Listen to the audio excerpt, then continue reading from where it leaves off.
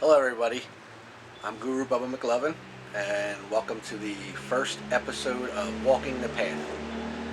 I have many topics that I'll be touching on over the next several weeks, but I thought that my first one should be about what my idea of what spirituality is, how people connect to spirituality, and how I connected to spirituality. I think most people have different stories because we're all individuals, but I think a common denominator that many are connected by is that they find spirituality because they feel a need to change. For me and for many people I talk to, that feeling of change came from hitting a low point in their lives. Maybe they weren't happy with where they were, who they were, or how they were living. So I think that's probably a common way of why people become spiritual. I remember seeing a quote a long time ago, and it said that religion is for people afraid of going to hell. Spirituality is for people who've already been there. I know a lot of religious people don't agree with that, but I do. Because I think once you hit rock bottom, you know that the only force that's going to lift you back up is yourself. You have to be willing to help yourself up, brush yourself off, and start over. Like I said, that's what happened to me. 2009, my life went into a tailspin. I lost my job, my family's only income and security, my health benefits, my family's health benefits. And I realized that I needed to take responsibility for what had happened, even though it was beyond my control. What I did learn was your thoughts, words, and actions do create your reality, but sometimes you are forced to face situations that are beyond your reality, your situation, your power. So what you can do is, you may not be able to control the situation, but you can control the way you react to the situation, how you accept the situation. So for a large majority of my life, I was racist, I was xenophobic, misogynistic, not a very nice person. So then when things started to fall apart, I realized that I couldn't blame anybody else. I had to take responsibility, and I had to, if my life was going to get better, I was going to have to do it. Luckily, I have a wife who at the time was already walking the path, so she helped guide me. That's right, my brother. She's videotaping me right now. I started reading a lot of books. I started listening to inspirational talks, and I decided that I was going to start to be the best version of myself that I could be. So that is what happened. And I know that if I can do this, if I can change, and I can be a better person, anybody out there can do it. I don't care what you're going through. I don't care who you were yesterday, last week, last month, last year. I don't care. It doesn't matter how far you walk in the wrong direction. You always have the opportunity to turn around and start walking the other way. You will always have the power to turn your life around if that's what you want to do.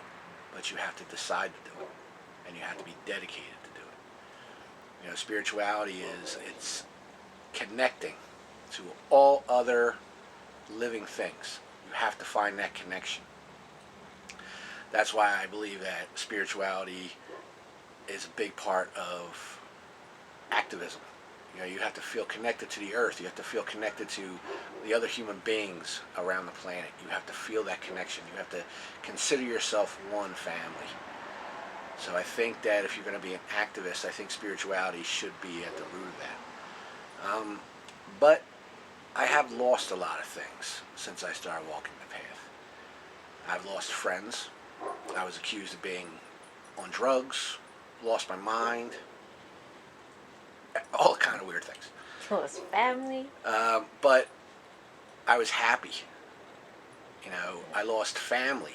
I lost, my wife lost family members because of my transformation. I wasn't drinking anymore. I wasn't, fitting in with the rest of the crowd. Yeah, I wasn't conforming to the rest of the crowd, and they didn't know how to accept that. They liked the old Chris. They thought you were righteous, or... Yeah, and it didn't feel right anymore. I felt like I was playing a role just to fit in, and I didn't want to do that anymore. So I basically said, you know what, you accept me for who I am, or don't accept me. That's fine, but I'm not going to change. So I have lost a lot, but I've gained a lot more. I've gained confidence. I've gained, well, you might not be able to tell, I have confidence watching this, but I do have confidence. I've gained a respect and love for others. I know how to accept people for who they are. I can look within others. I don't just look at the outside. About time. And I've built a lot of wonderful relationships through my new belief. And I couldn't be happier. Except now that I just want to save the world. I want to save everybody because I have that connection I feel that connection to everybody. I feel that connection with the planet, so I just want to save everybody. But and I got to reel you back in, too. But that's okay, because, if that's the worst thing that happened to me, I guess it's good. That's my guru. My guru. So this is my first video. Like I said, if I can do this, if I can change my life, if I can be happy, if I can be peaceful, then you can do it. No matter what you're going through, all you have to do is decide to do it. So I hope this video is a little introduction of what's to come. I will always take suggestions of what you would like me to talk about. Shoot me a message on Facebook or whatever. But I have a lot of ideas and a lot of opinions, and I'm going to share them with you, and I hope you enjoy them. So for now, I wish you peace, love, happiness, and harmony in your life, and be good to yourself, treat others with kindness and respect, and have a blessed day.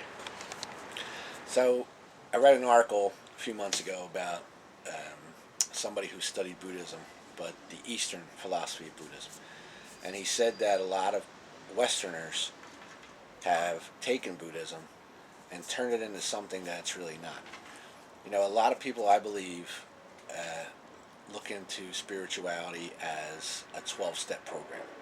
Like, I'm going to start following this path to make myself happy, to make my life more peaceful and better. And if it does that, that's great. That probably should be the first thing that you take from it. But it can't stop there. It has to, in my opinion, extend outward. Because if you're not feeling that connection, if you're not seeing that you are connected to all of the living things, then you are losing something in the translation. The Buddha said that an island of happiness cannot exist in a sea of despair, which basically means it doesn't matter how happy you think you are. If everyone around you is miserable and suffering, then your happiness is not going to last. It's not going to be real. It has to radiate out from you. You have to touch the lives of everybody that you come in contact with. Anytime you have a chance to help somebody, whether it be through your actions or even just kind words, you have to be able to see that connection to all of the living things. So, like I said, the spirituality should not be looked upon as like this, it's going to save me and, to hell with everybody else. You really, really have to look into it where if this can grow, if it can start with you and grow outward, like if you throw a pebble in a pond of ripples, we can save humanity. And but it starts with you, and it starts with me, but we can do it together.